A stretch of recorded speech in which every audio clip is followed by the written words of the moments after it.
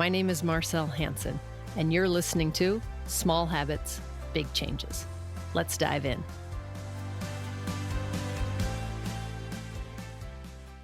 Welcome to this week's episode where I give you one tip that has absolutely changed my life over the course of the last 30 years. It's changed the course of many people's lives that I've had the pleasure of working with over the past 2 decades, and I want to share it with you. It's a perfect time to implement it now as we go into the holiday season because you get lots and lots of practice. And we're just going to jump right in. You know, there's this opportunity when people come to you and they ask you a question. Sometimes it's a favor, sometimes it's mutually beneficial, sometimes not.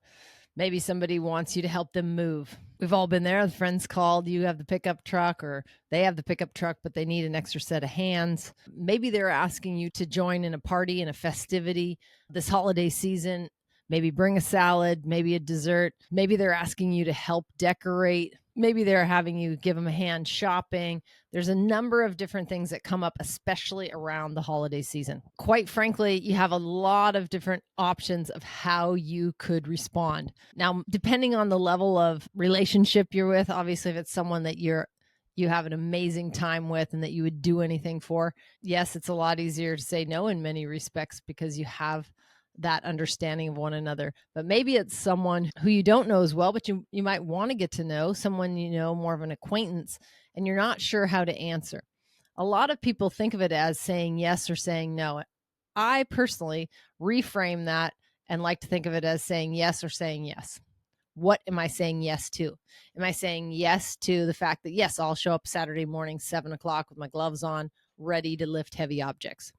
Or am I saying yes to myself that I will stay and spend some time at home journaling because Saturday would be the day I'd have off? What am I saying yes to?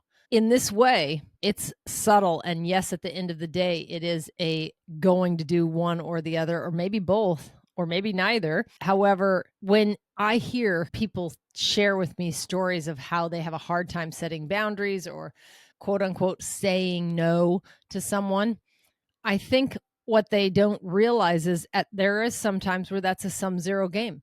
If you are saying yes to someone else, that means you're saying no to yourself. My encouragement is to look at it a little differently and also to be a little selfish, focused on self-care, if you will, not selfish in a negative connotation, but saying yes to you. If that's something new, then try it on this holiday season and see how it fits, because you'll have lots of opportunity. And throughout the year and the months to come, you'll have other opportunities that come up where you're asked to do something, whether it be at work, whether it be with a coworker, whether it be in the community with a neighbor, maybe a friend, family, loved one, and you have the opportunity to reframe this. Sometimes you can say yes to both. You can say yes to yourself. Yes, I will sleep in or spend that time journaling on Saturday, whatever I had planned.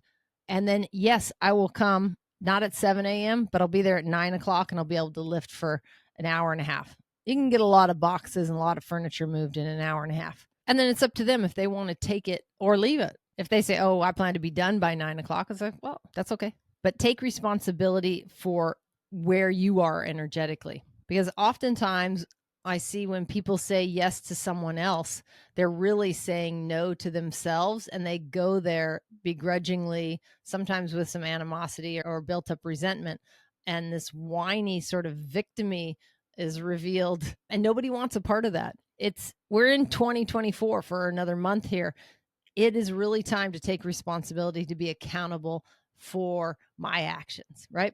It's time for you to be accountable for your actions, right? So if you don't want to be somewhere, don't be somewhere. If you need to be somewhere and you believe it's important to you, then behave as though you want to be there, because you do. Because if you want the end result, you need to reframe and use your brain as a helper to help you along the mileposts. You want to do the sit-ups. You want to do the burpees.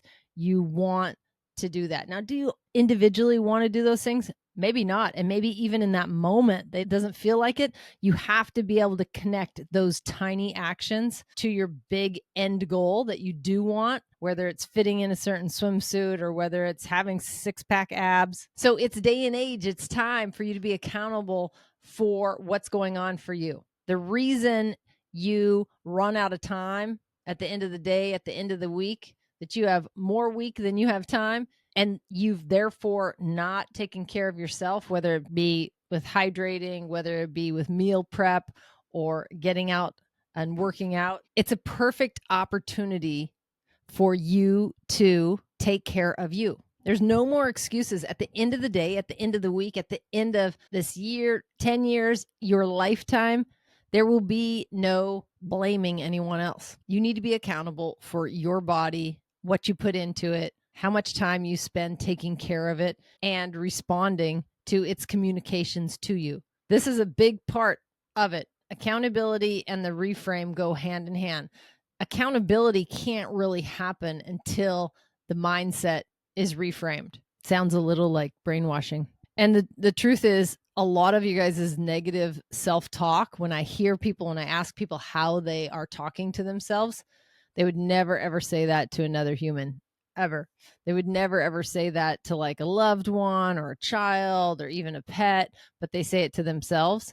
That has to stop, and it has to be replaced with healthy habits, mental habits, whether that's reframing, whether that's just building up through incantation and constant breath work. There are so many ways that you can get there, but you need to change your mindset and get your mind right in order to be accountable, to be consistent, to be dependable. All these other things are really, really challenging if you don't start with the mindset first, because you can be consistent for 3 days, for 4 days, for 5 days, and maybe you slip, and your mindset and the self-talk that you have sets you reeling to where then you can't even get back for day 7 or 8 or 9 or 10. You go 3 weeks, 4 weeks, 6 months before you start back up because you've beaten yourself up so much. If that's sounding familiar, this is a great opportunity to apply these tools and to practice them during the holiday season. What are you saying yes to? Give yourself a mental inventory, a list right now. What are you saying yes to? Are you saying yes to self-care? Are you saying yes to self-care in the form of, are you hydrating every day? Are you getting outside in the fresh air and going for walks at sunrise, a sunset, maybe in the dark? We're on daylight savings time. Jesus, it's dark already at like 4:00. So maybe you're walking in the dark. Still could be peaceful. It doesn't help with your circadian rhythm. Still has a lot of benefits. It can be quite calming, actually. Are you saying yes to a solid nighttime routine? Are you saying yes to, meal prep and eating right? If you're not saying yes to those things, it means you're not saying yes to you, because you have one body. You house everything you have in this one, meat wrapped body, and it's the only one you have, despite like hopefully not bionics or replacing hips and knees and elbows and what have you. You have one body, and you will not be able to turn back the clock far enough to make up for a lifetime of laziness. And that's truly what it is. My friend and I were just talking about that word yesterday, lazy, and we rarely use it because it just doesn't apply to us. I'm lazy in no part of my life. Not one single part of my life am I lazy currently. And neither is my friend who I was chatting with. Busy, but not lazy. And sitting around with intention and meditating, doing breath work, being engaged with your loved ones or your fur babies, that's not lazy if it's intentional. Not taking care of yourself typically is lazy. It's irresponsible. And quite frankly, it's offensive, because we have an amazing opportunity in this one lifetime of ours. We've already won. We have so much going on that's amazing. Like the majority of us can see. We have 2 eyes with decent vision. We have 2 ears that we can hear really well. We have tactile function. We can walk. We're ambulatory. Some of us can run and sprint and do all kinds of things still, athletically or otherwise. There are so many blessings to be had just within this house. And then certainly we have people we interact with, our pets and our loved ones, our siblings, our parents, our kids, our grandparents, our neighbors, our community, maybe our colleagues or associates. We have so many people that are around us there's a portion of that, maybe 10%, 20%, that we would be very, very grateful for. Are you saying your blessings each and every day? Are you writing them down? I was just having a conversation with a practitioner this afternoon. And even when I travel, I haven't traveled very much this year, just for personal reasons. I've stayed a little close to home, take care of the cats. But even with the 2 weeks away that I've been here and there, accumulative, I still have 100% average sleep score. 100, like 6 weeks in a row, 100.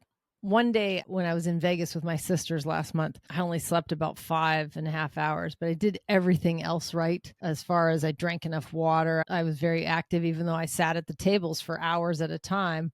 I got up, I was doing, some stretches in my seat. I got up regularly to use the washroom and I walked to that. We had lots of steps, but we stayed up at night later than usual. For me, I'm usually in bed 9:00, like midnight, 1:00. I'm listening to them tell stories. And still, so I got this very reduced, usually about 7.5 hours right now. In the summertime, it may be like 7 hours and 45 minutes. So I got like a fraction of that, like maybe 60% of that sleep. I still had a 97% sleep score. Even though I didn't sleep enough hours, my quality of sleep was there. And because I prepped for that, did all I could, I had an early flight coming back home, but I didn't want to sacrifice 2 hours of spending in the vicinity of my sisters. So being able to sacrifice that, knowing it's not that I shoot to be, have a perfect sleep score every single night. I mean, yes, I do. But at the same time, it is a top priority. But when it comes to other things that don't have as much frequency, like visiting family, certainly I will forego that and break the 100% cycle, but I still bounce back like that day. Like it doesn't set me back at all because I've built such a foundation for that consistency. I say yes to those things so I can say yes to other things. I've said this a number of times, but within the structure comes the freedom. I have no worries at all if I'm out in Vegas with my sisters at 11:00 at night, 12:00, and I'm like, you want to still go? I have no worries. My bedtime's 9. I'm 3 hours past when I would normally go to bed. I have no qualms whatsoever. Like I have no lack of energy. I have no anxiety about being able to wake up the next morning, catch a shuttle, and get to the airport on time to fly internationally back home. I have no worries about it at all because I know that, like a rubber band, I will spring right back and perform the same. In fact, I didn't even notice, to be honest. Like I really didn't wake up unrested in any way, shape, or form. Snuck out while my sisters were sleeping. One of them woke up to say goodbye, but the other one was sleeping. And I can do that. And I can say yes to things that I really want to say yes to because I consistently say yes to me. It is so important. And this is what I was getting at when I had that little digression, is that I've spoke to this many times, is that the more structure you have in your self-care, the more freedom you will have in the rest of your life to show up for loved ones, to show up for your community, to show up for your kids, your grandparents, your cats and dogs, all your pets. I know it seems like you're going backwards to take care of yourself and therefore someone else is not getting cared for, whether it be your partner or your child or your cats or dogs in the household. I know it feels like that, like you go backwards. It's not that way at all. It is an exponential growth that happens when you do self-care. You have to trust me on this. Give it a go this holiday season. See how reframing, saying yes to you, works out. Let me know how you get on. You can join our free texting community. You can text the word yes to 206-483-2960. That number again's on the outro. 206-483-2960. You can text any updates, wins, questions, inquiries you have to that. That comes directly to me. There's no charge for that whatsoever. It's completely altruistic. I'm here to be of service to you. I hope that you can try on some of these tips because each and every person is very unique. That's been my experience for 25, 30 years. I've been on the spiritual journey. We are far, far more different than people give us credit for. And we have a lot of likenesses as well. I'm not going to discredit that. The polarity of being human, one of the polarities is that we are very, very different from one another and very, very alike. So if you can embrace both sides of that, take on some of these tips and then tweak them to work for you, I look forward to hearing how you get on. Have a fantastic week. We're going into US Thanksgiving and Christmas is right around the corner. Winter solstice is around the corner. Hanukkah is around the corner. New Year's is around the corner, and lunar Chinese New Year as well. So all of these opportunities to say yes to yourself. Remember, you are worth it. This is your divine calling to take care of yourself so you can take care of others. And I think that you'll find a lot of levity in it. There is a lot of joy and a sense of lightness in caring for yourself. It's where accountability, it's where trust starts and ends with you. It's where dependability, where responsibility, where consistency and commitment, it starts and ends with you. Remember that. Have a fantastic week. Don't eat too much turkey. Enjoy your family. And until next week, stay strong and be awesome. Thank you so much for listening today. If you feel any part of this episode resonated with you, then please consider sharing it with a friend who may also find value in it. And remember to hit that subscribe button if you haven't already. And before you go, did you know we have a fantastic free text community? If you want more bite-sized health hacks and reminders delivered directly to your phone, absolutely free, then text keyword YES to 206-483-2960. Again, that's keyword YES to 206-483-2960. And we'll see you on the inside.